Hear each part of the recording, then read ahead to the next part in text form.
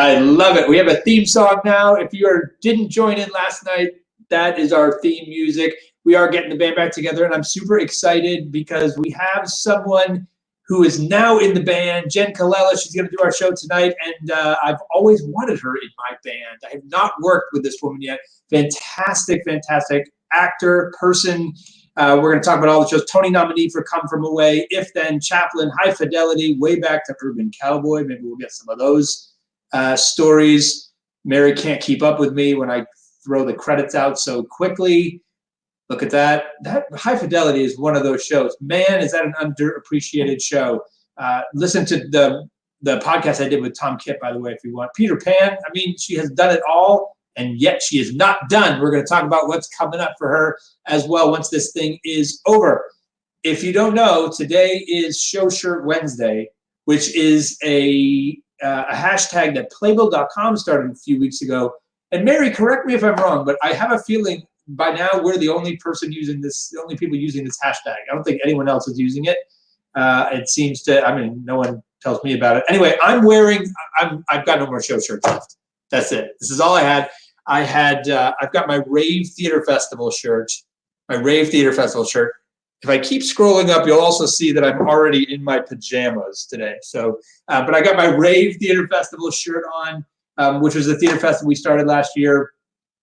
We're crossing our fingers that we're going to be able to do this. Again, we actually just announced finalists. We told everyone who were going to be a finalist, and we're hoping that we can do this year. Probably will not be in July as we intended, but we're pushing out and we're trying to get this done so we can keep these emerging writers and these emerging shows, get them the showcase they need and deserve. So cross your fingers that Rave will be here in New York when this is all over. What else is going on? I wrote a blog today about, of course, what else, but Mary, give me that image. The Tiger King. I finally succumbed. I watched this thing in one day. I watched it, and I was like, how am I going to be as gobsmacked by this thing as everyone else? I wrote a blog today about 5 things writers can learn from the Tiger King, so go ahead and read that if you want. Some fun. Also, don't forget about the Actors Fund. That is why we're here. It's really why we're doing this whole thing, is to raise some money. Go ahead and give some money to the Actors Fund. We've been approved because we've had so many views, because of all of you have been watching and also sharing.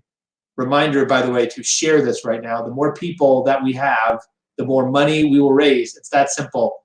I help a lot of younger producers and emerging producers raise money, and I literally say it's a numbers game. The more people you ask, the more money you'll get. Same thing, more people on this live stream, the more people we will help with whatever issues they're facing as a result of this pandemic through the Actors Fund. So share. So that's the great news, is that this has been getting so many views that Facebook emailed me today and said, you can now start making money as a Facebook Live producer. Here's how you do it. I don't think, Mary, have you set this up yet? Mary? No, it's in the process. It's a multi-step thing. First place, I can't work like this. It's ridiculous. It's coming. It's in the works. It is coming.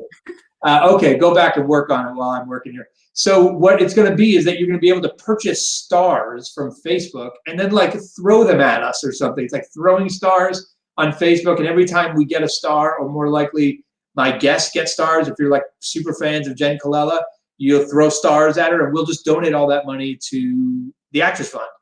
That's not operational today because Mary apparently was watching Tiger King. So what you're going to have to do is hit that tip jar. So hit that tip jar tonight when you love Jenn Colella, because you will love Jenn Colella. I'm going to bring her on right now. Please welcome to the live stream, Ms. Jenn Colella. Welcome, Jenn. What's up? How are you? I'm all right, man. I'm as good as can be expected during these crazy times. How are you, brother? I'm same.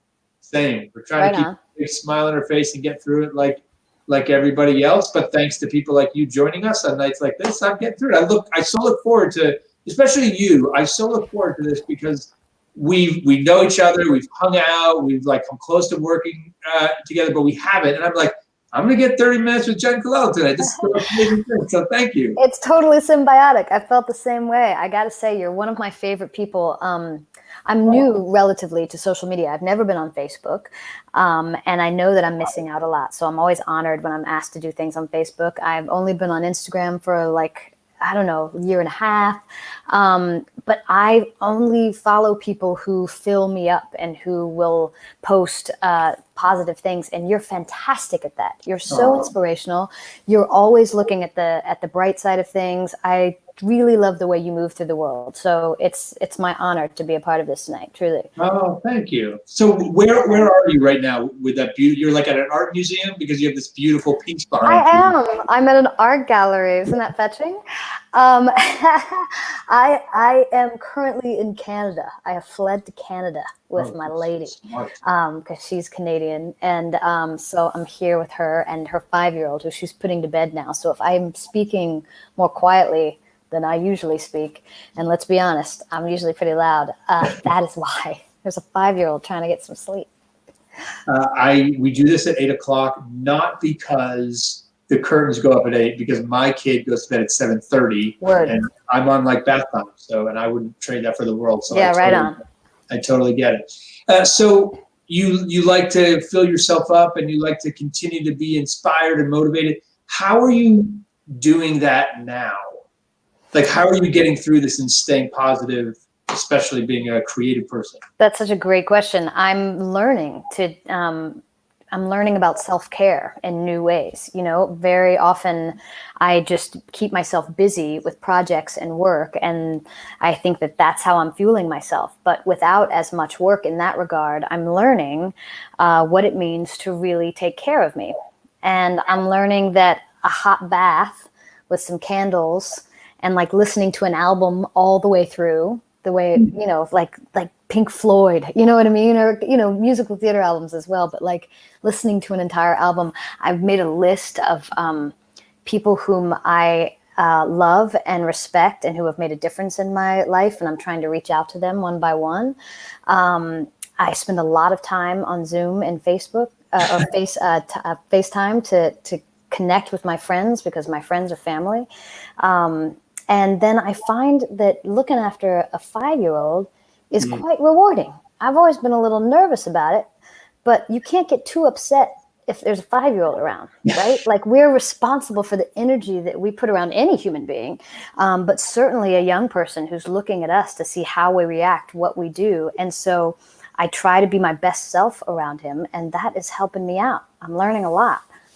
So my daughter doesn't really even realize she hasn't, but she's 2, so she doesn't realize she hasn't been outside in weeks. Yes. We're being very protective here because luckily we have a big enough space she can run around a bit.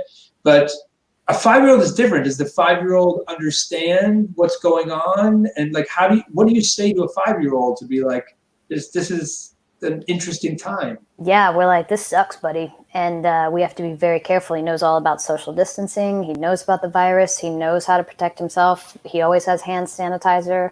If we are outside, we're very, very careful to keep a distance. He's very mindful about it. And he's pretty calm about it, as long as we stay calm. If we hear something on the news and we start talking passionately about something, he's like, are you talking about the virus? Like, you know what I mean?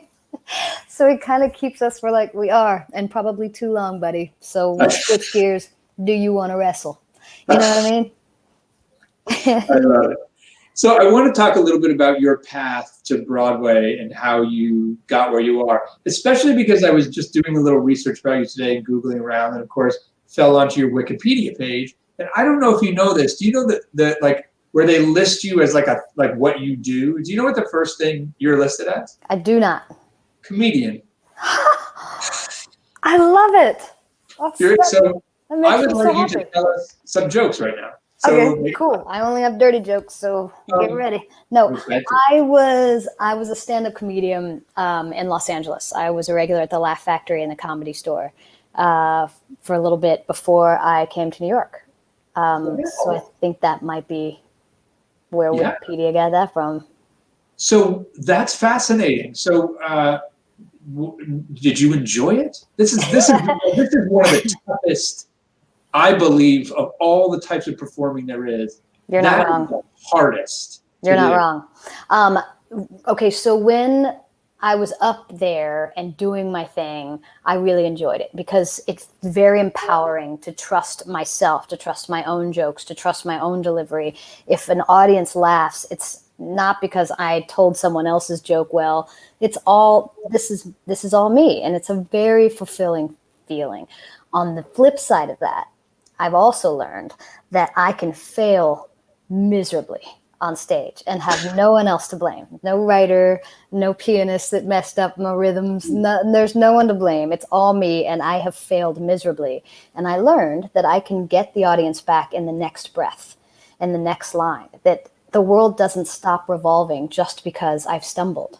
And it's helped me with my courageousness on stage to learn that there's nothing that could go so terribly wrong in an audition or on stage or in the rehearsal room that I won't be able to recover from. So that was very, very valuable. It feels like doing a song or a dance number that you like know exactly where you're supposed to be or what you're supposed to do would be easy compared to like getting on stage in front of an audience that's right like this far, sucking down drinks and yelling at you. Yeah, man. And they did heckle. Oh, it was wild. It was wild. You know what else was tough about it, Ken, was, and this was a while ago, so I bet things have changed a bit, but a lot of the comics were kind of dark and a little sad, and they didn't have the most respect for themselves and each other, and that's just not my jam. It really is not. That wasn't my group of people. So waiting for my set was difficult because I was around a lot of people who were just kind of Chain smoking and oh my gosh, and talking trash about their colleagues and themselves, and it is everything I'm not about. So well, at least that stand-up comedy, like the wait for your set thing, pays really, really well. It's like when you're going to 8 shows a night. yeah, dude, I was like, yeah. So saved up a lot of money from that. No, it's the courageousness. It helped me hone. If I do concerts now, I don't have to write a lot of patter to connect my songs and to weave a show together because I really feel comfortable with a live audience, and I like to help that group of people feel like we're in a living room together and we're going to share this experience together. And I definitely attribute that to my time on stage as a comedian. Did you work music into it? Would you sing as well? Was that Sometimes as a character? I should have done more of that in hindsight. No. Don't worry. You made the right decision. Okay, thanks, man. Leave it, stand up behind. Okay, right on. Thanks. Thank you. Like, God damn it!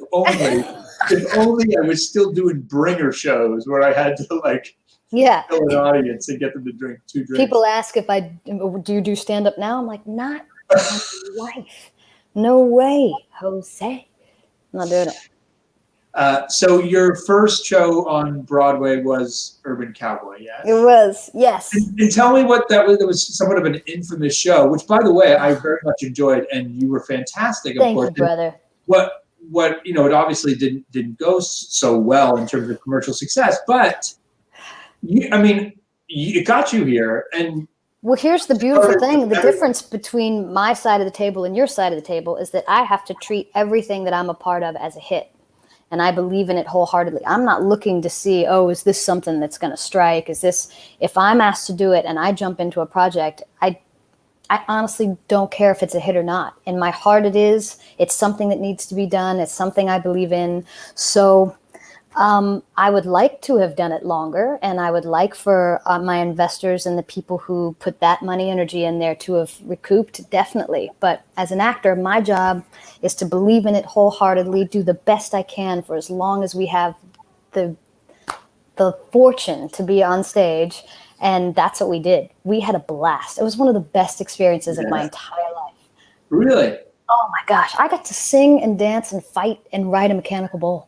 I mean, it was incredible. And some of my best friends in the world are from that production. I FaceTimed with Lonnie Price today for an hour. He's one of my best friends. He was the director. Marcus Chait came to see my show in San Francisco a couple months ago. And that experience was only fantastic for me. It was my introduction into New York, and I could not be happier that it was. Well, this is Sarah Edelman actually just said something that I was feeling here. Your positive energy is contagious. thank you, which I love. I didn't know that people could write things to us. Thanks, Sarah. Oh Sweet yeah, look, you got all sorts of things going. That's What dope. an awesome voice. Love hearing you. Got a lot of fans here watching, which is great. Sweet to me. You've got a lot of love going out there. But I love it. you talk about this, and it's so true that, like, I find that out of every experience I have, even the ones that do not work out, there's always something good that comes of it, always. It's a great reminder to me to just do things that I love, because even if they fail, which is other people's words, not my own, something good's going to happen. I'm going to meet the right person. I'm going to be changed. Absolutely. And believing that is a practice. Yeah. If you keep believing that if your heart has led you somewhere, that's exactly where you're supposed to be. And so of course there's something good in it, because you're there, because that's what is.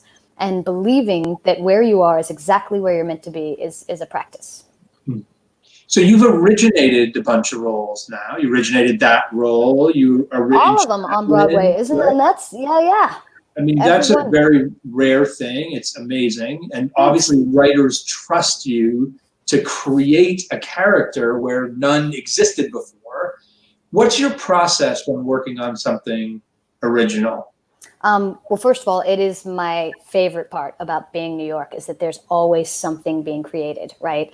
And exactly what you said, when creators trust me with their baby, with something they've been working on for years sometimes, it is the greatest honor. There's nothing better. They're handing me a piece of themselves and trusting me to do my best to help it move into the world. I could cry. There's nothing sweeter. There's nothing sweeter. So I love being in the rehearsal room. I love rehearsing much more than I love performing. I love to perform because of the energy that I get back from the audience, but being in a rehearsal room is by far my favorite place in the world to be, because I can stumble and learn and come in prepared and be a good leader with my energy and my attitude and my positivity, and flirt and mess up and do all the things and be safe and create a family. That to me is the gold in what we do. It's the best part of it. And I'm prepared, man. There's no way I'm going to come in and I know we're working on a scene and be like, oh, I haven't really looked at it. Like, that's not my jam. My whole jam is, don't worry over here. Got it. I'm not your trouble person. I'm only going to be prepared and ready for whatever you need. And I take great pride in that. It's amazing. So I'm going to flip it now. And Drew asked a question here. You've created many new roles, like we just talked about. Is there a classic role you've always wanted to play? Great question, Drew. There is. I would like to play Bobby and Company. And I would like to play, and I think this is down the road for me, but it's going to happen, Mama Rose, because she's so loud. And I've made a whole career out of singing like it's the last time I'm ever going to sing, right?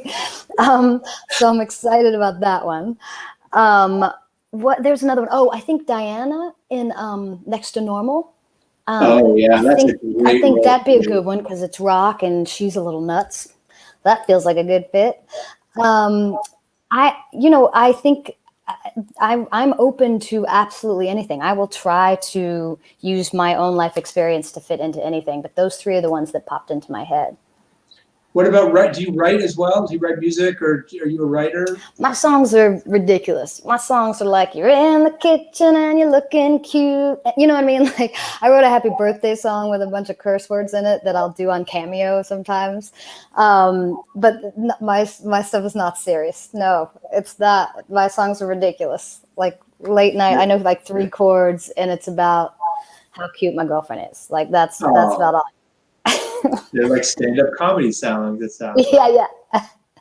So Come From Away. Let's just talk about this amazing piece of theater, which is one of the most joyous experiences I've had in the theater in a long time. And that's what I love about the show, because of course everyone, including Sue and Randy, your producers on my podcast, were like, we're great before it opened. Everyone's calling it the 9/11 musical. We don't know what we're doing, but like, we're doing this thing because it's amazing. And of course, that was everyone's question, like, how could something about 9/11 be so joyous. Mhm. How could it be? And then of course you go and you're just blown away by the love on stage. But I want to talk about the process. Were there times throughout it where you were like, well, we're not there yet? Like how much did it change from the first time you were involved, from the first moment to the end? Well, I have to be honest. When I first read it, I wasn't sure. I was like, it's a lot of direct address. We're talking to them a lot, like I wasn't sure. And then the 9/11 thing, and I was like, ugh, my goodness. And then when they asked me to sing Captain Bass, I was like, she says in the song she's 51. There's no way I could play 51. I was just totally like, there she is. Look at that. Look at her. Oh my goodness, just singing like she's never gonna sing again. Which I love. I mean, that is such a great, like a reviewer should write that about you. Because like every time I've seen you perform, I've been like, she is singing like she'll go tomorrow. It's just amazing. I'm so full out. I have to learn how to, even in rehearsal, I got to tell you, people laugh at me because they're like, are you gonna do it full out? Because I don't know how else to do it, man. What teach you? They're like all these people, like the bitter, like we're just marking and out there. I'm marking. I'm sure it would behoove me to learn how to mark a bit to like save it, but I don't know what I'm saving it for. I'm like, it's now. Anyway, I wasn't sure how it was going to go, and then we had our first preview audience in La Jolla, and Ken, they laughed at we thought it was funny, we thought it was moving, but it's not until you share it with that vibration with other people, with an audience who hasn't been in the room with you, and ask them what they think, and their response was so overwhelming. We were blown away, and that's when I was like, oh, we have something here. And then we had the joy of moving from La Jolla to Seattle to DC. We got to continue to work on it and let these very smart audiences tell us what was working and what wasn't. And we kept retooling. It was genius the way they did it. I thought our producers were so smart to do that. We had a little tour before we came into New York. And so we were as ready as we possibly could have been, which I think is a great reason for the success of the show, why it's so tight. Yeah, and there was such a buzz building because of that it was a brilliant piece of producing, because they took a subject that they thought this could never be a musical. By the time it got to New York, people were hearing, oh, not only is this a musical, it's one that you have to see. So I respect Sue and Randy so much. I do too. I just had to throw this comment up there. Christy Walsh is spending her honeymoon watching this on our patio.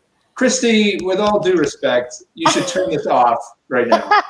I know Christy. She and her partner have been fans for a long time. They flew all the way to San Francisco to see my one-woman show a couple months ago. They're so sweet. I'm wishing you both so much love. Happy honeymoon, ladies. Big congratulations to Christy and her partner there. And if they can watch in their honeymoon, you can get more people to watch and donate to the Actors Fund, everybody. So click those hearts. I can see the number now. Mary has me in a different screen so I can see them. So everyone just click those hearts, click those thumbs up. Let's get some more people watching so that we can raise some more money for the Actors Fund. And let's look and see what other questions we have. Did you ever fall off the bull in Urban Cowboy? They're very good, yes or no? I also know this fan. What's up, Viv? No. Dude, no. No. I did not. That was another area in which I happened to excel. I was very adept on that bull. It felt quite natural to me. We had bull practice. We went to a bar in Jersey and practiced on a bull there before we got the bull for our set. And I had a lot of time to practice. We were in Coconut Grove. Remember that awesome theater when it used to be in Florida? So never fell off the bull. Some of the boys did. Not me. Not you. Not you. Tell us a little bit about this one-woman show. Was this the first time you did it in San Francisco? Yes, you know what? I don't know how it happened. My sweet musical director from Come From Away, Chris Ranney, there were a couple of little things where people were like, can you just put together some songs and have an evening? And so I started doing that for various events, and then I got a gig in Alaska through his girlfriend, who was our fiddle player, Caitlin Warbelow. And so I had a whole band. I had all these charts, just songs that I like to sing. And we kind of made this show up. And then, yeah, Feinstein's in San Francisco asked if I wanted to come. So I was like, absolutely. We're building this show right now. And that one was just me and Chris. And it was delightful. I've always been a little nervous to do a cabaret because there's so many of them in New York. And I want to make sure that it's something special. If I'm going to make people come out, like I want to have a reason to bring them out, you know? And I had a blast, and I think I found a groove with this particular show. So I'm excited to share it again. And Heidi asked a question that I was going to ask. What's next for you? Do you have anything lined up right now? I do. It's, oh gosh, I hope. There's something I've been working on for years and years with Shayna Taub. It's a new project called Suffragist. And it's about the women's suffrage movement. And it's an all-female cast, all-female creative team. And it is one of the most moving pieces of theater I have ever been a part of. And I'm super, super excited. I'm not sure what's going to happen now and what the timeline is with it, but keep your ears to the ground, because it's going to be something special when it happens. I'm stoked about it. Lee Silverman was on just a week or so ago telling us a little bit about it. So it sounds very exciting. And I met with the producer like a year ago, and I was like, I hear you're working on this thing with Shayna Taub. I want in. And she was like, get in line, buddy. Don't blame you. I want in. I've never wanted to put my money into something. I want to put my money into this. Really? Mm-hmm. You seem like a person that you might get into the producing side or the business side. Is that just me making that up? Do you have a business mind about you? I do, and it's only something that has grown throughout the years. You know what I mean? I have to now. Now I am my own business. I incorporated a couple years ago, and I'm learning more about the business side. And knowing producers like you and Sue and Randy and Rachel Sussman make me realize, oh, there are different ways to reach out to people, and that money is energy, and that we can share that energy to create something, and it doesn't have to be all twisty mustache producer. You know what I mean? Like, there are other ways to do it, and you're a wonderful example of that. So yeah, it does. People like you draw me into that particular world. Well, I always say that like actors, performers can make the best producers because they're naturally such good salespeople. They have so much passion for the art because they eat, sleep, and breathe it. They are the voice of it. So please come on board. Come on board. Right on, man. Speaking of you being a business, Megan asked, what is one of the biggest challenges you have faced living in New York City and being a performer? She's a new equity actress in the city. We'd love some tips and insight. How should Megan make it? Hi, Megan. Thanks for your question. Okay, so there's a million challenges, and all of the challenges are the ones that everybody told you about, right? No one's ever said, oh, you're going to be an actor? Easy. Totally clear path. There's not going to be any worries at all. It's all of the rejection. It's finding a job that's going to support you. You've got to find a support job first, so that then you can put all your focus and energy into making yourself known. It takes a minute for people to get to know who you are and how you work. So you have to keep showing up at auditions and keep showing these producers, these directors, and these casting directors not only how prepared you are, but what your energy is, right? The only two things that actors have any control over is how prepared we are and our attitude.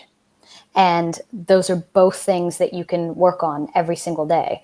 So my advice to you is to get a support job, something that supports you so that you're not worried about rent and food. And then trust that you are enough. When you go into these auditions, you can have people whom you look up to, but you don't need to emulate anyone. Go in there and find your own voice. Trust that what you're selling is exactly right. Where you are in that day is exactly where you're supposed to be. There's nothing you should have on your resume. There's no note you should be able to hit. What you're presenting is exactly right. And the more you can trust that, the more the producers and the creative team will trust you. What they want to do is trust that if they give you this thing, you've got it.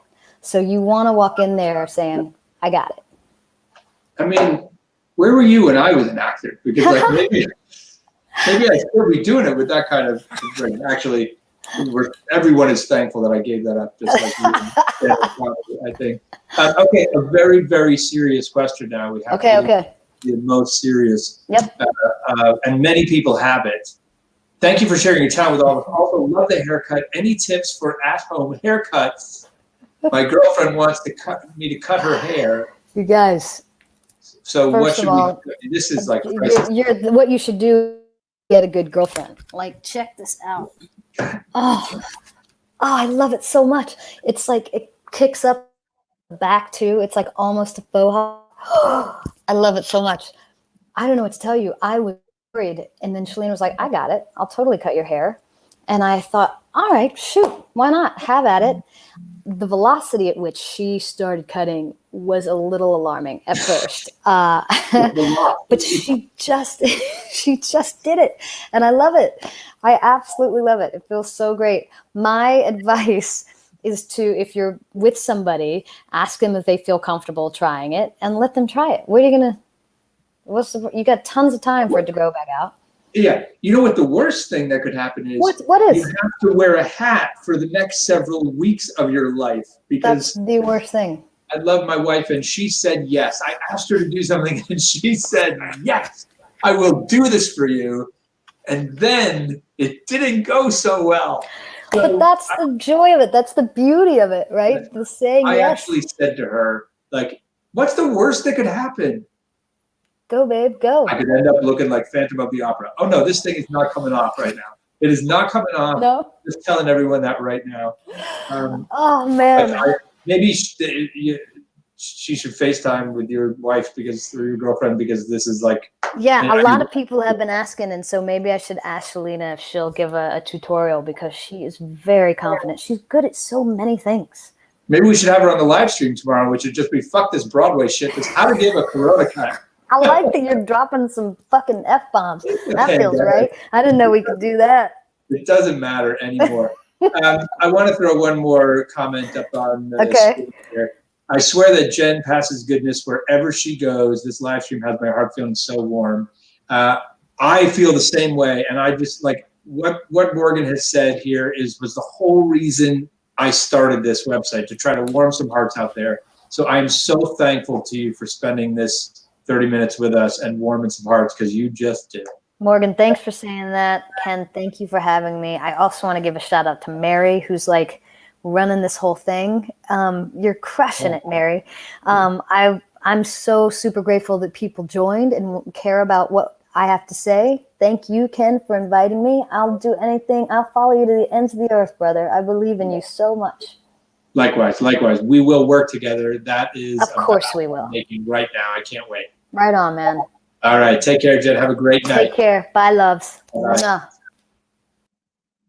Jenn Colella, everybody. I mean, I've never actually spent that much time with her before, which is one of the reasons that I love doing this, is because in a time when we can't get together, there is still a way for this thing to bring people together. We just did it. You can do it too. So Jenn's practice, which is an amazing one, she's got a list of all these people she's going to reach out to and just say hi in their life. You don't have to, like, listen, this is me talking, who's like, go write a script, like work on educate yourself, all that stuff. You don't have to do any of that. But I do believe in improving yourself somehow. And one of the ways to do that is all the stuff that Jenn talked about. Make a list of people and talk to them. Just reach out to people and check in and see how they're doing. Tomorrow we'll be reaching out and checking in to see how someone else is doing. Mary, who do we have tomorrow night? Show them. Joe Iconis. Joe Iconis. Composer, lyricist, Be More Chill, Broadway bounty hunter, viral music sensation. It's got like 1 billion streams or something crazy, that Be More Chill. He's going to talk about what he's doing. I bet he's been writing some music. Hopefully we'll try to get him by a piano. Maybe he'll do something for us. Tomorrow night, Joe Iconis, he's always fun. He gave us a keynote at Super Conference this year, which was a lot of fun. So he's tomorrow. We have a whole ton of other people Mary, throw up the list of other people that are going to be up there, all those photos. Look at them all. Ashley Park coming up. David Corins, superstar Broadway set designer, coming up. Carrie Butler is going to be here. I love Carrie Butler. I love Carrie Butler. It's tons of people coming up. So chime in. Don't forget to donate to the Actors Fund. Donate to the Actors Fund. Share. You can do this thing, right? You can set a reminder for tomorrow. So we're learning all about Facebook. You can set a reminder. Mary, yes, Mary. God dang it, you're killing it right now. Reading my mind like the good producer that she is. You can get this reminder. Click this button. Click this button. It actually helps with some Facebook algorithm weird thing that is like Mark Zuckerberg invented, which it helps get it out to more people. And when it gets out to more people, we raise more money. When we raise more money, more people are helped through this madness. So do us a favor. Get the reminder, get the reminder, get the reminder, share, share, share. Thank you so much for that. Stay safe, stay healthy, stay home. Something to make you smile. From our own vault, we opened up our own vault today, and we pulled out something that I made years ago that made me laugh. We're going to see if it makes you laugh. One of the reasons I wanted to share it is because it includes some actors that you may know from Broadway, including a few guys from getting the band back together and some of my crew, Ryan Duncan, Brandon Williams, a whole bunch. So I'm going to tell you right now, this material could be a little spicy. So Jen, if your 5-year-old woke up and is watching, he should not be. So this is a little something I made years ago called The Bunny Hole. And it's a web series I created called The Bunny Hole. Right, Mary? Mary's scrambling to find an image right now. Did you make one? Is it not? Ah, she messed up. Mary, get your face on the screen. Where's the image? You're on mute now. You can't even remember to put yourself off mute. I have the link. I have the link. Damn. I'm posting it. It'll be in the comments and they can go look at it right now. If we were not in a pandemic, you'd be fired. That is not true. I would never do that. I know. Look at the face. That's so mean. I'm going to get serious hates. Everyone's going to start hitting the hate button on their Facebook. They're going to spike up. Look, go there, producersperspective.com/smile. Here's the reason why I put this web series up. I put it up for a very specific reason. Because I had an idea for a television pilot.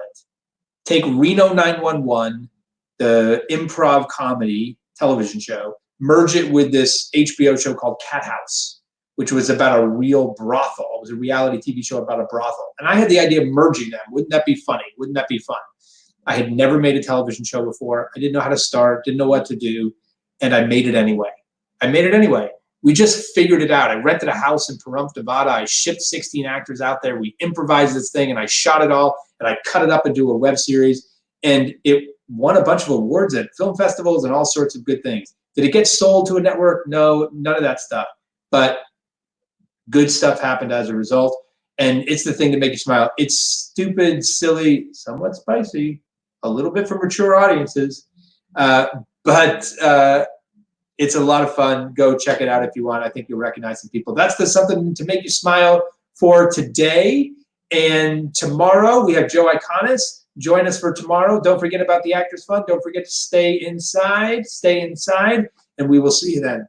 Enjoy the end music and that little Easter egg. Stay tuned to the very end. Bye-bye, guys.